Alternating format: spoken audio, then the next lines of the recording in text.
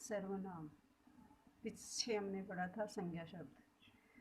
तो सर्वनाम वे शब्द जो किसी संज्ञा के स्थान पर प्रयोग किए जाते हैं उन्हें सर्वनाम कहते हैं। सर्वनाम के भेद। हिंदी में सर्वनाम के 6 भेद माने गए हैं, जिसमें पहला है पुरुषवाचक सर्वनाम, दूसरा है निश्चयवाचक सर्वनाम, अनिश्चयवाचक सर्वनाम, संबंधवाचक सर्वनाम, प्रश्नवाचक सर्वनाम और निजवाचक सर्वनाम। सबसे पहले हम पढ़ेंगे पुरुषवाचक सर्वनाम। तो पुरुषवाचक सर्वनाम किसे कहते हैं? जब कर्ता सुनने वाले के विषय में तथा कहने वाले के विषय में अथवा किसी तीसरे व्यक्ति के बारे में बात करता है तो उसे पुरुषवाचक सर्वनाम कहते हैं। मतलब कि पुरुषवाचक जो सर्वनाम होते हैं वो 3 प्रकार के होते हैं। एक बात को कहने वाला, एक बात को सुनने वाला और एक वह जो हम जिसके विषय में बात करते हैं। जैसे मुझे जाना चाहिए, इसमें मुझे कर्ता अपने स्वयं के बारे में बात कर रहा है, और तुम अपना पाठ पढ़ो, इसमें सुनने वाले के विषय में बात कर रहा है। उसे लेख लिखना चाहिए, तो उसे यानी कर्ता न तो स्वयं के बारे में बात कर रहा है और न ही सुनने वाले के विषय में बात कर रहा है, बल्कि किसी अन्य विषय के बारे में, अन्य व्यक्ति के बारे में बात कर रहा है। यानी उसे लेख लिखना चाहिए, उसे यानी किसी अन्य को। तो इसमें क्या है? पुरुषवाचक सर्वनाम है। पुरुषवाचक सर्वनाम के भेद।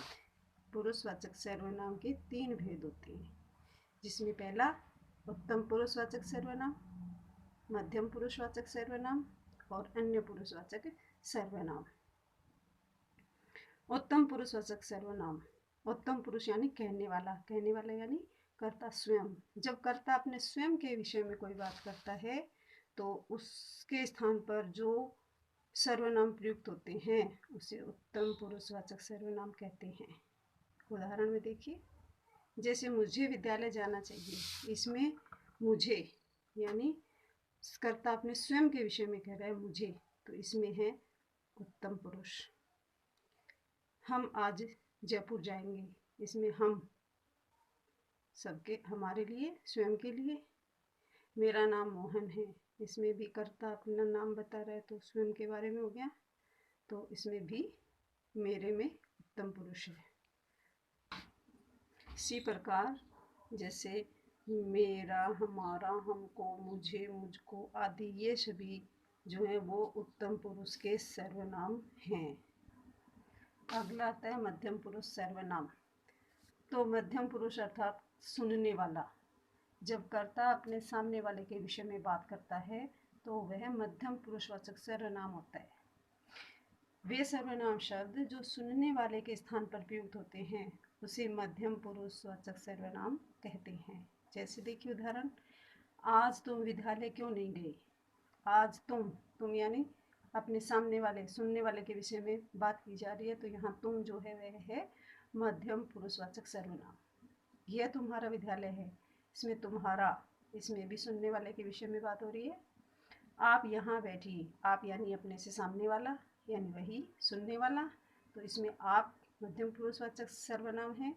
मैं आपको प्रणाम करता हूँ, इसमें आपको जो है वो मध्यम पुरुषवाचक सर्वनाम है। अगला है अन्य पुरुषवाचक सर्वनाम।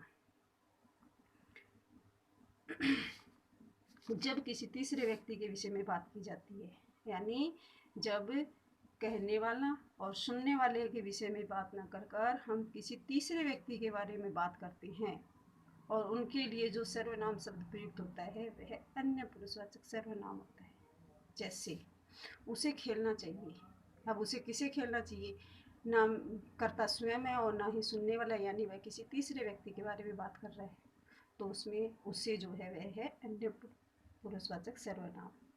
उन्होंने कार्यक्रम देखा, उन्होंने यानी किसी तीसरे व्यक्ति ने, तो इसमें भी क्या है? अन्य पुरुषवाचक सर्वनाम है।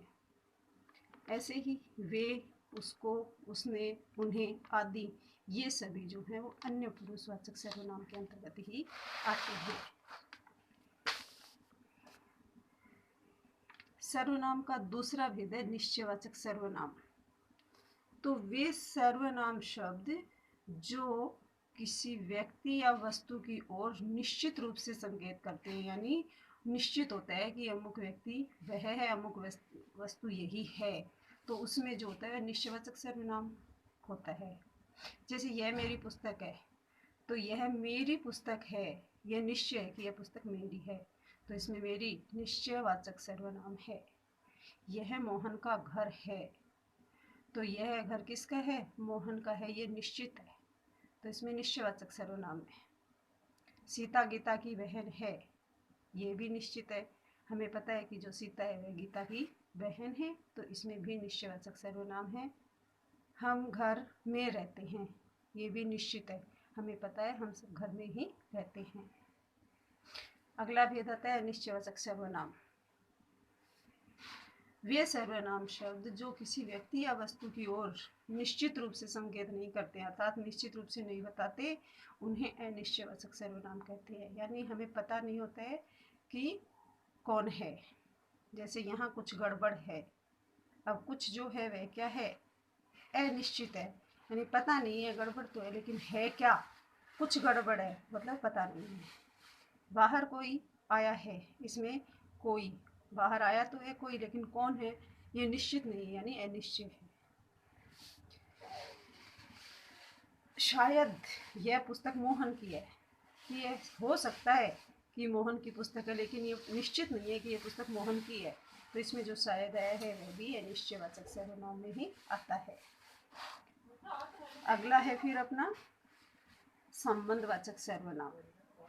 संबंधवाचक सर्वनाम में वे शब्द जो किसी संज्ञा या सर्वनाम शब्द के साथ संबंध की सूचना देते हैं, यानी जिसकी लाठी उसकी भैंस, इसमें जिसकी यानी जिसके पास लाठी होगी भैंस भी उसी की होगी, जिसकी और उसकी उनका संबंध है। जो करेगा वही भरेगा, जो वही, इसमें ये जो है संबंधवाचक सर्वनाम। अगला है अपना प्रश्नवाचक सर्वनाम। तो वे सर्वनाम शब्द जो किसी भी प्रकार के प्रश्नों के लिए प्रयोग किए जाते हैं उसे प्रश्नवाचक सर्वनाम कहते हैं। जैसे यह घर किसका है, किसका यानी पता नहीं है घर किसका है, इसमें प्रश्न है। आज का पुरस्कार किसको मिलेगा, इसमें किसको जो है वह क्या है? प्रश्नवाचक सर्वनाम है। ऐसे ही यह गमले में क्या है, पता नहीं है गमले में क्या है, तो इसमें जो क्या है वह भी क्या है? प्रश्नवाचक सर्वनाम है। अगला आता है अपना निजवाचक सर्वनाम। निज यानी स्वयं, स्वयं यानी अपने आप। वे सर्वनाम शब्द जो अपनेपन का बोध कराते हों उसे निजवाचक सर्वनाम कहते हैं। जैसे मैं अपना काम स्वयं करूँगा, स्वयं जो है वह अपनेपन का भाव है, तो इसमें क्या है? निजवाचक सर्वनाम है। ऐसे ही मोहन अपना पाठ अपने आप पढ़ेगा, तो अपने आप इसमें क्या है? निजवाचक सर्वनाम है। तो हमारे सर्वनाम हो गए पूरे। और हाँ, संस्कृत के लिए राम शब्द रूप और बीमारी हेतु अवकाश लेने के लिए प्रार्थना पत्र याद करना है। आज के लिए इतना ही, बाकी कल पढ़ेंगे।